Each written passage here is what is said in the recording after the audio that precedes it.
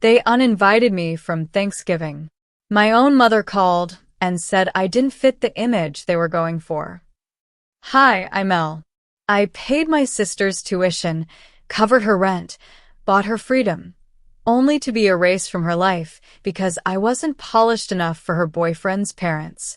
Have you ever been used by the people you love, only to be discarded when you're no longer convenient?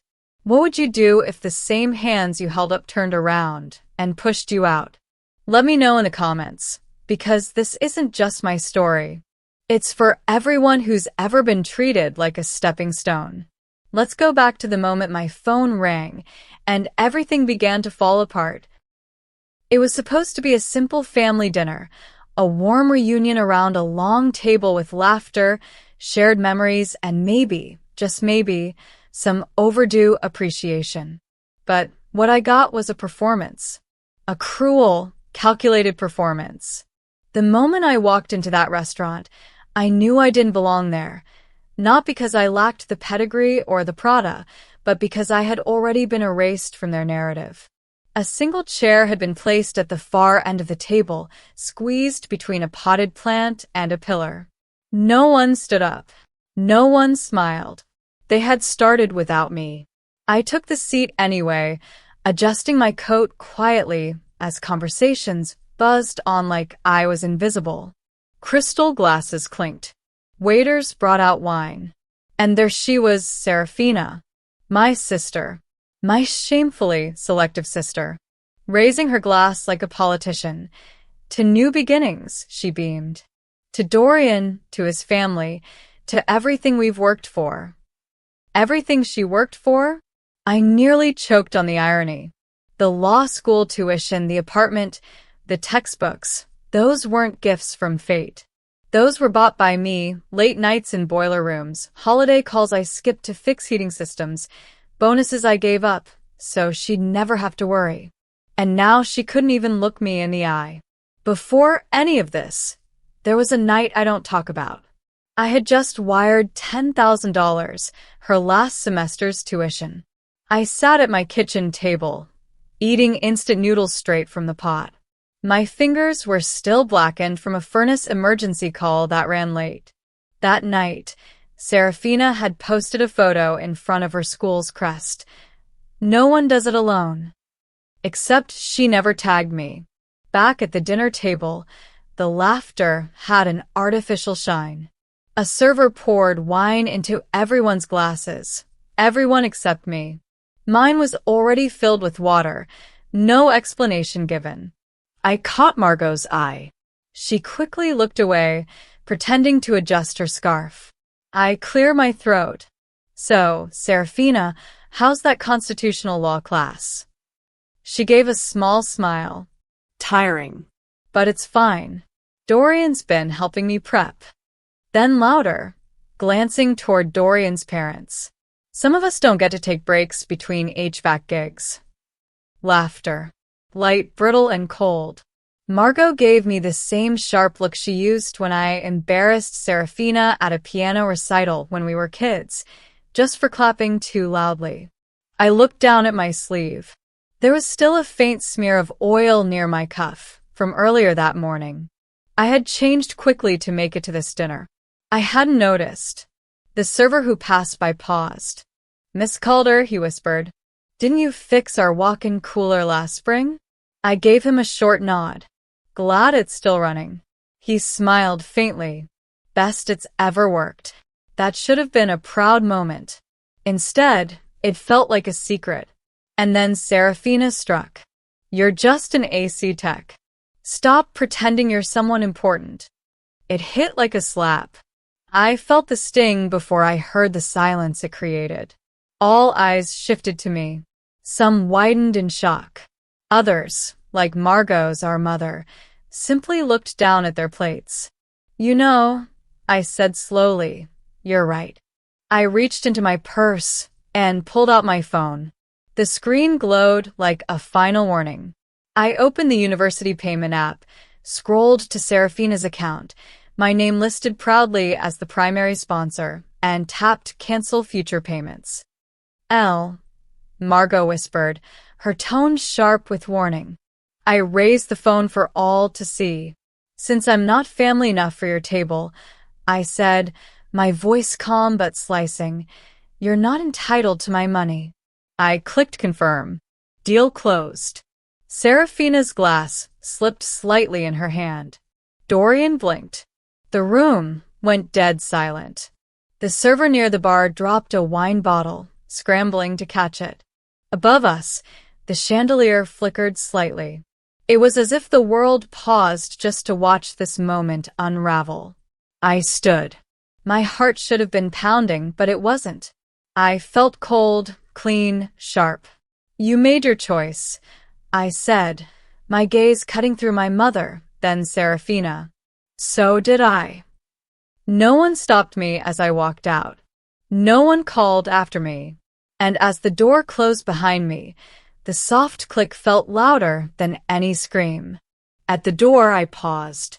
There was a decorative napkin on the sideboard, folded into a perfect white swan. The kind Serafina used to love folding with me when we were little. I brushed my fingers over it, then walked away. Later that night, as I sat in my apartment with a glass of wine and my phone buzzing like an overworked furnace, a message popped up from Genevieve. "Elle, you need to see what Serafina just posted." I didn't want to open it. I knew it would be passive-aggressive, full of veiled pity and calculated victimhood. But I did. And it was worse. A smiling selfie, captioned, "Sometimes family cuts you the deepest." 1,000 likes. 100, "You deserve better" comments. I clenched my jaw. Let them talk. Let them speculate. I was done paying for applause I never received. Back in that restaurant, I had noticed something. A child at the far end of the table, maybe 9 or 10, tugging at her mom's sleeve and whispering, "Isn't it the aunt who fixed our heat last winter?" The mom didn't reply. They all knew. They had always known. But convenience made it easier to forget. Never again. They kept calling. Over and over. My phone lit up so many times, I thought the battery would die from desperation alone. First it was Margot. Then Serafina. Then Margot again, this time with a voicemail laced in disappointment. "This isn't like you, Elle. Family helps each other." As if I hadn't been doing that my whole life. I didn't answer. I made a fresh pot of coffee instead. I stared out at the gray Seattle skyline from my apartment window, the city humming faintly behind double-pane glass. Inside, it was silent. And for once, I didn't rush to fill that silence. I opened my laptop, logged into the university portal for what I told myself would be the last time. Serafina's account popped up, familiar, automatic, like muscle memory. Tuition due, $21,500. No scheduled payments. I clicked into the billing section and removed my bank as the primary payment source. A pop-up appeared. "Are you sure you want to remove this account?" Yes. Yes, I was. I remembered how Margot used to justify things. "You know how Serafina is, Elle. She just wants to make a good impression. She didn't mean to be cruel. But she did." And I was done forgiving weaponized pride. I was done being asked to be the bigger person so someone else could stay small and polished. Genevieve texted again. This time, she sent a screenshot of Serafina's latest Instagram story, a close-up of her looking sad and ethereal under warm lighting. The caption? "It's always the ones closest to you who hurt you the most." The comments were flooding in. "You okay, babe? Stay strong, queen. You've always been the sweetest. You don't deserve this." I put my phone face down. She was spinning it. She was turning me into the villain because, for once, I stopped bleeding for her. Have you ever been cast as the villain in someone else's story just because you finally said no? That moment when standing your ground feels like betrayal to the ones who betrayed you first? If you've ever carried that kind of pain, drop the comment number 7 below. Let's see what came next when I chose silence over sacrifice. I wasn't angry. I was clear. I opened my file cabinet and pulled out every printed invoice I'd saved. Yes, I had receipts. Tuition payments, apartment deposits, utility transfers. The pile was thick, and every page had my name on it. I took a photo of the stack and sent it to Genevieve with one sentence. If she wants to play online, I can post facts. Genevieve replied with a single flame emoji. Mid-morning, the calls slowed, but the emails began. Serafina had emailed my work account. Subject: urgent. Body: L, I don't know what you're trying to do, but if I can't enroll, I'll lose my internship. Please fix this. No apology. No acknowledgement. Just expectation. I didn't reply. Instead, I walked downstairs to my truck. My crew was prepping for a big install job. Harry, my lead tech, looked up. Everything good, boss?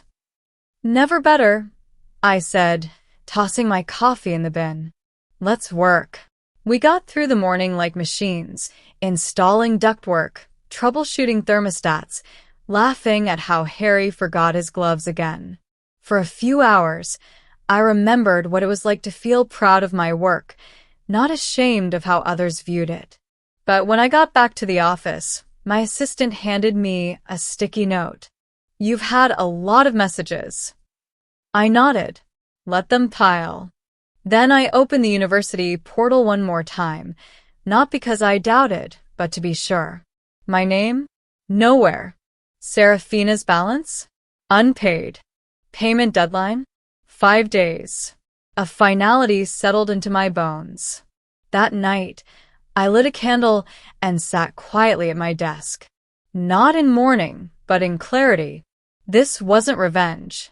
This was closure.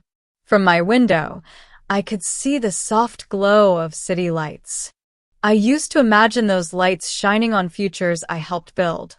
Hers, mostly. But now I was building mine. I walked over to the shelf above my desk where a dusty frame rested, an old photo of all of us during Serafina's high school graduation. My arm around her, her smile wide. I took it down, stared at it for a beat, and quietly slid the back latch to remove the photo. I didn't throw it away. I just placed the frame back, empty. A breeze moved through the slightly cracked window. I lit a candle on the windowsill. Something warm, cedar and bergamot. It smelled like resilience. I checked the mail. 1 coupon flyer, 3 HVAC parts catalogs, and a stack of irrelevant envelopes. I tossed them all aside, except one. It was a charity request addressed to Ms. L. Calder. I smiled. The world never stops asking you to give. Back at my desk, my laptop chimed. A system notification from the university portal. Final reminder, student access may be restricted due to non-payment. My name was gone from the portal's billing section, fully removed. I whispered to myself, this is done. The silence of my apartment wasn't heavy tonight, it was clean. And when I glanced at my phone one last time, the wallpaper caught my eye. It was a picture of my team from our last rooftop job, everyone smiling in reflective vests with a skyline behind us. That was my family, the one I built. My ringtone pierced the air again. Unknown number. I didn't answer, but the voicemail that followed changed everything. Elle, it's Dorian. I think we should talk. I leaned back in my chair and stared at the city lights through the window. Below them, lives moved, people pretended, and families performed. But up here, in this quiet space I earned, I wasn't pretending anymore. Not one bit. The first message from Dorian came at 8:03 a.m. Elle, it's Dorian. I think we need to talk. I didn't reply. I didn't owe him anything, but I knew something had cracked.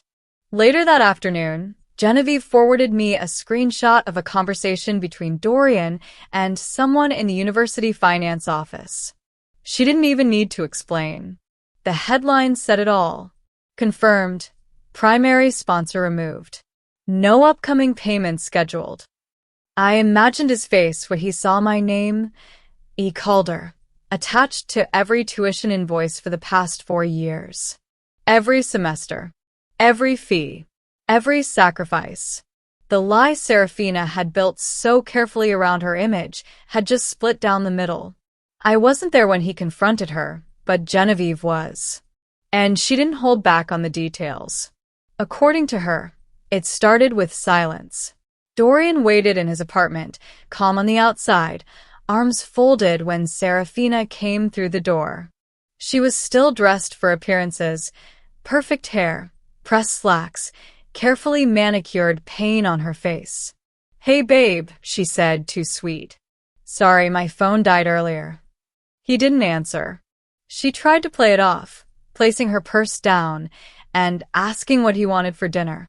"Why didn't you tell me Elle was paying for everything?" he asked flatly. She froze. "What?" "I called the university. I asked how I could help you cover tuition, since you seemed stressed about it. Imagine my surprise when they told me your entire account history was funded by one person, your sister." Serafina stared at him like a child caught mid-lie. "Dorian, I didn't tell you, because it's complicated." "No, it's simple," he said. "You lied. I just didn't want you to think I was some kind of charity case. You let me believe your parents were paying. You acted like Elle didn't exist. And then you excluded her from Thanksgiving, called her a failure, and let me sit at that table while the person who built your future was cut out like garbage." Serafina's voice cracked. "That's not fair." "But it's true," he said, and there was nothing in his tone but finality. Genevieve said he walked out after that. Didn't slam the door. Didn't yell. Just left her in silence, surrounded by the weight of her own stories. I could almost see it. Her alone in that over-decorated apartment. The silence after charm failed. The way her world, stitched together by lies, finally started to unravel. I remember the first time I saw her dodge the truth. It was at her college orientation. I'd driven 5 hours, took time off work to be there. When her new roommate asked who I was, Serafina hesitated, then said, "Oh, this is family." No name, no title, just a vague placeholder. I laughed it off then, but I never forgot it. That memory snapped back now like a slap. Back in her apartment, the confrontation continued. Genevieve told me Dorian had picked up one of the framed certificates on Serafina's wall. Dean's List, Leadership Conference, all funded by someone she never named. "She never mentioned your name to me," he said, his voice tight. "I didn't think it mattered," Serafina answered. "It matters now." Serafina scrambled. "Okay, yes, Elle paid for some stuff. So what? It's not like I asked her to. You didn't ask because you knew she'd do it, and then you punished her for making you look bad." Genevieve said Serafina's mask cracked after that. She started crying, real or performative, no one could tell. But it didn't work on Dorian. He just shook his head and left. The next day, one of Serafina's law school friends messaged me directly. "I had no idea you were supporting her all these years. She always said her parents covered everything." I didn't reply, but the message spread. Later that evening, Serafina started deleting things. Genevieve captured the moment. Serafina sitting on her couch, laptop in her lap, frantically scrubbing old posts, archiving photos, hiding tagged memories. Then came the final straw. She received another email from the university. This time, a red warning bar across the top. "Immediate action required. Your enrollment will be terminated in 72 hours if balance is not resolved." I knew because Genevieve forwarded it to me again. Serafina hadn't even opened it. She was busy texting Dorian. "Please don't walk away from me. You don't understand." No response. I lit the hallway light in my apartment, letting the glow spill across my invoices. Each one bore the proof of what I'd done and what I'd stopped doing. I didn't feel petty. I felt free. At midnight, another message popped up, this time from someone unexpected. A mutual friend of Serafina's and Dorian's. I thought you should know, it said. She told us you just gave her a little help once or twice. That's what she said last year, when we asked. I closed the message. I didn't need allies. I needed silence. But silence is louder than a scream when you've got nothing left to hide behind. That night, I stared out the window again, the city pulsing beneath me. Let her tell her story. I had the truth. And the truth always outlasts performance. Serafina always knew how to put on a show. The morning after Dorian left her, she posted a photo on Instagram, her face turned slightly toward the light, eyes glistening just enough, wearing a pale sweater that screamed fragility. The caption read, "It's always your own blood." By noon, the comments rolled in like a digital pity parade. So sorry, babe. You deserve better. Don't let toxic people break you. Can't believe your own sister would do this. I didn't respond. I didn't need to. But Genevieve did. She messaged me. You've seen her stories, right? I nodded to myself and replied, printing receipts. At the office, I walked into our print room and began pulling everything. Invoices, rent transfers, Venmo screenshots, bank summaries, for years' worth of silence. My assistant, Val, peeked in. Need a folder? No, I said. I need impact. By 5 p.m., I had compiled the truth into a tidy, brutal stack. That night, Serafina had invited friends over. A small group, tight circle, wine and gossip. I didn't knock when I arrived, I walked straight in. Genevieve had told me the door would be unlocked. Everyone turned when they saw me. Oh, Serafina said tightly. This is unexpected. Not really, I replied, stepping into the room like it was my stage. I heard you've been telling stories. I came to return the favor with facts. I dropped the stack of documents on the marble coffee table. It made a satisfying smack. I call this volume, Who Actually Paid for Law School? Serafina's eyes darted. A couple of her friends leaned forward. One reached for paper. Don't, Serafina snapped. Why not? I asked. You had no problem letting them believe I was cruel, selfish, toxic. Seems only fair they see what cruelty really looks like taking someone's money and erasing their name. Genevieve slipped in and leaned against the wall, arms crossed. Serafina hissed. This is my home. No. This was built on mine. Her hands balled into fists. You don't understand the pressure I'm under. And you don't understand accountability, I said. But tonight you're going to learn. One by one, her friends opened documents. Payment summaries. Rent transfers. A breakdown of over $92,000 in total support. One girl gasped. Wait, your sister paid all this? She's exaggerating, Serafina shouted. She said she wanted to help. I said I would help my sister. I corrected, not someone who made sure I never existed. You're blowing this out of proportion. No, I said. I'm giving it proportion. You've made yourself the victim for long enough. The room was silent, except for one guy near the back who muttered, Damn. I walked toward the door, then turned back. You erased me in silence, I said. Now I'll expose you with receipts. Have you ever been pushed into the shadows, only to rise and show the truth in broad daylight? That moment when you stop whispering and start showing your receipts. If you've ever had to prove your worth the hard way, leave a comment number 9 below. Now, let's see how the mask finally came off. And then I left. The air outside felt colder, sharper, honest. Before I left her apartment, I looked around the room one last time. One of her friends, Marcy, I think, was discreetly live streaming. Her phone angled just low enough to avoid detection, but I caught the red record light. Good. Let people see it. Another friend whispered, "You told us your sister only helped a little. That this was all you." Serafina didn't answer. Her shoulders slumped. Her voice, when it came, was brittle. I didn't think it would matter. "It matters now," someone said from behind her. She looked at the pile of documents like it might ignite. When I got back to the office, my staff was waiting. Not because they had to, but because they'd all seen the live stream clip before Serafina yanked it down. Harry raised an eyebrow.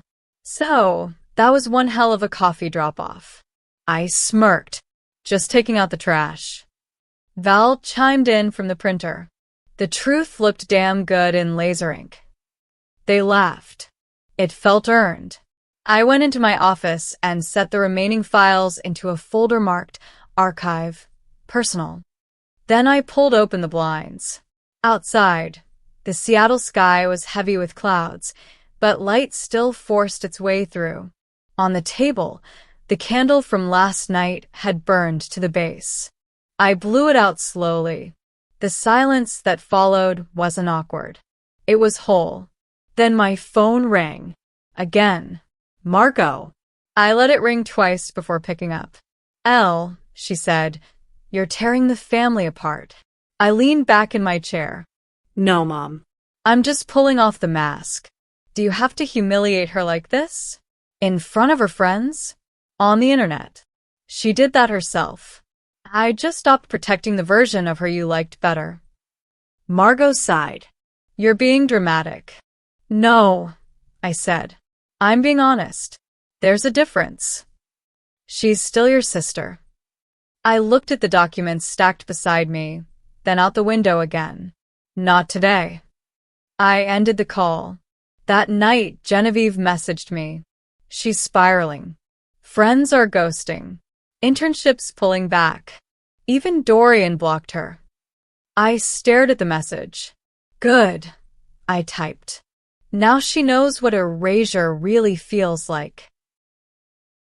It started with a knock on my office door. A heavy one. I was in the middle of a staff meeting. Whiteboard filled with expansion notes.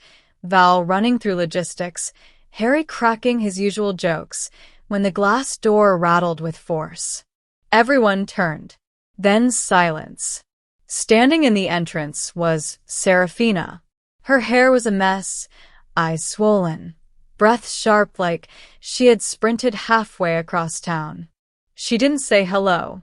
"You ruined my life," she said, voice ragged. I set down my marker slowly and turned to face her. "So this is how you say thank you? You don't get to stand there and act like a saint," she snapped, stepping fully into the office. "You abandoned me. You humiliated me.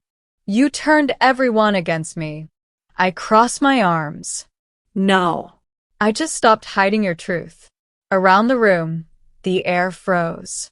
Staff paused mid-task. Clients in the waiting area exchanged looks. One whispered, "What's happening?" Harry stepped between us. "You made me look like a liar," she shouted. "You destroyed my future." I stepped forward. "You did that when you chose appearances over honesty. You think you're so righteous, sitting up here with your tools and blue-collar pride. But you're still just the girl who works with vents." Val muttered from the printer. "Wow." Harry stood then, jaw tight. "Ma'am, this is a business." Serafina ignored him. "You left me with nothing. You made sure I had nowhere to go. I gave you everything," I snapped, louder now. "And you gave me erasure." Her eyes widened. She wasn't used to me raising my voice. Then, from the corner, Val said, "You should leave." Serafina turned sharply. "Excuse me?" Val didn't blink. "You're not welcome here. Not anymore." Security arrived moments later, called without a word from me. As they guided her out, she screamed, She's nothing without me. You hear me? Nothing. The door slammed behind her. And then silence again. Everyone slowly returned to work, but the air had changed. I had changed. But before I picked up the phone that rang minutes later, I remembered another day, one I'd buried until now. It was a networking event Serafina dragged me to during her second year of law school. She needed help setting up chairs, so I showed up in my work uniform just off a site, hands still smelling faintly of copper and dust. When one of her professors came over and asked if I was her sister, she replied, "Oh, no. She just helps out sometimes." Her laugh after was tight, rehearsed. I didn't say a word then, but I remembered. Now, here we were again, except this time, I wasn't carrying chairs. I was carrying consequences. I finally answered Margot's call. Her voice was clipped, but no longer cold. It trembled. "Elle, I just got off the phone with the dean's office. They're talking about academic suspension. And if she's suspended now, she loses her internship, her credits, her chance to graduate." I leaned against the wall, staring at the hallway light. Maybe she should have thought of that before erasing the person who got her there. Margot snapped, "You're being vindictive." "No," I said calmly. "I'm being honest. For the first time in this family, someone finally is. You think your crew, your office, your little machines make you powerful?" I smiled to myself. No, Mom. My power is that I stopped playing along. There was a pause. Then Margot said, quiet but cutting, "Fine. But don't come crying to us when this all backfires." Click. I stared at the wall. At the frame with our first permit, a photo of me holding up the keys to the shop. Back in the main office, Val approached cautiously. Hey. "You okay?" I nodded. "By the way," she added, "Mrs. Carter was in the waiting area during the whole meltdown. She didn't leave a tip this time, just glared." "Let her," I said. Then Harry leaned in. "Also, I may or may not have gotten part of that mess on video." I raised an eyebrow. "Security cams," he grinned. "Angle was perfect. Might make a great recruiting ad." The whole team laughed. So did I. And just like that, the tension snapped.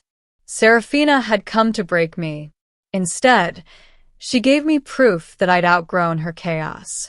Before the day ended, Genevieve texted again. "FYI, Dad's calling people now. Spinning your attack as some vendetta. Margot's asking Aunt Delilah to intervene." I didn't flinch. I simply replied, "Let them come." They came at me like clockwork. The moment word spread that Serafina had been escorted out of my office, the entire family launched into a well-oiled guilt machine. First it was Aunt Delilah, her voice syrupy with concern but sharpened by expectation. "Elle, sweetheart, we're all worried. This feud, it's tearing us apart." "Feud?" I thought. I didn't even respond. Then came Uncle Larry. "We never thought you'd go this far. Over money?" Over money? I nearly laughed. It was never about the money. It was about the years I was treated like an afterthought while funding someone else's future. Then came the group message. A carefully curated storm. From Margot. "This family won't survive with you playing martyr." From Dad. "She's still your sister." From Serafina, "Yes, she had the audacity. Congratulations. You got what you wanted. Are you proud?" Proud? I stared at the screen. And then I did something none of them expected. I responded. One message. One paragraph. Don't confuse silence with weakness. I didn't tear this family apart. I just stopped letting it stand on my back. You all had your chance to see me. You chose not to. So I chose myself. I muted the thread. The calls slowed after that. But the impact lingered. One morning, I stepped into the shop to find a small package on my desk. No name. Just a handwritten note inside. Thank you for showing me what strength looks like. No signature. But the handwriting, it was Dorian's. The shop was quiet that day. Too quiet. Not uncomfortable. Just spacious. Free. And that's when I knew. The revenge wasn't the documents. It wasn't the confrontation. It wasn't the voicemail or the scene at the office or even the loss of Serafina's prestige. It was this peace. The kind that came from knowing I had stopped choosing them over me. I woke up the next day to an email notification from the university. It was addressed to me, still tied to old accounts, apparently. Subject: change in sponsorship notice. Body: the student previously sponsored under your profile has been unenrolled due to non-payment. And just like that, it was done. No more bills. No more silent sacrifices. No more secrets. I sat on my couch, legs folded under me, coffee warming my palms. A breeze moved through the cracked window. On the windowsill, the frame that once held a family photo now displayed a quote I printed the night before. Blood is only thicker than water when loyalty runs through it. Mid-morning, Val dropped by with pastries and a hug that said everything words couldn't. We all saw it, Elle, she murmured. We were proud. Later that afternoon, I walked through my shop slowly, checking on parts, inventory, progress charts for our expansion. A small handwritten card pinned to the bulletin board caught my eye. I hadn't seen it before. Thank you for reminding us that choosing yourself isn't selfish. It's survival. Anonymous. My crew had left it for me. In that moment, I thought back to the night before Thanksgiving. Alone in my truck, phone still warm from Margot's voice, heart heavy. That girl, still hoping, still giving, still willing to forgive, was gone now. Not bitter. Just done. I took a deep breath and walked out onto the rooftop unit we'd just finished installing. The city stretched in every direction, unforgiving, indifferent, alive. I closed my eyes and listened. Silence. But not the kind that hurts. The kind that heals. Then my phone buzzed. Not Serafina. Not Margot. Not anyone from the past. A new name, Jennifer Wu, Director of Women in Trade Foundation. Subject: nomination, Resilience in Leadership Grant. I stared at the screen. Apparently, someone had nominated me. I smiled. Really smiled. Maybe the world wasn't so quiet after all. That evening, my phone buzzed again. I expected another guilt trip. But it was Genevieve. I hesitated before answering. She had been the only one to speak truth when no one else did. Hey, I said cautiously. Her voice was soft. I just wanted to check in. You're still talking to me? I tried to joke. She sighed. Yeah, but it's getting hard. And Delilah blocked me. Dad won't stop sending me family first quotes. I closed my eyes. You don't have to choose, Jen. I never wanted this to divide you. I already chose, she replied. I just wanted you to know it's costing me too. Her honesty hit harder than any accusation ever could. We didn't talk long, but when the call ended, I stared at my ceiling in the quiet. There would always be people like her, torn in the middle of someone else's war. But even Genevieve, pressed by family, didn't ask me to back down.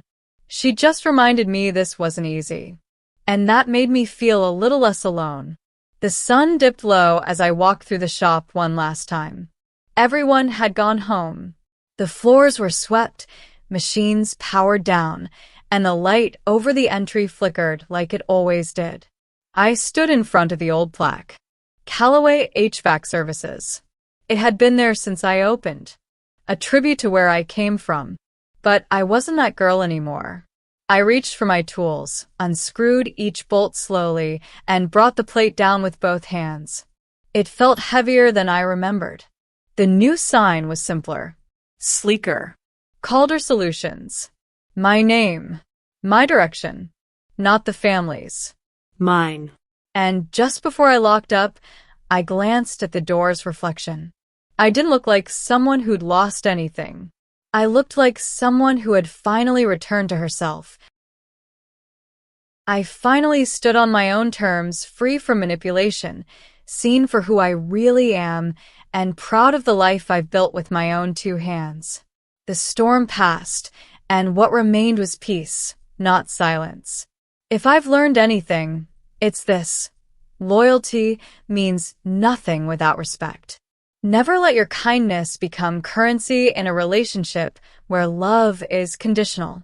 The ones who betray your worth will eventually pay the price, because karma always comes with receipts.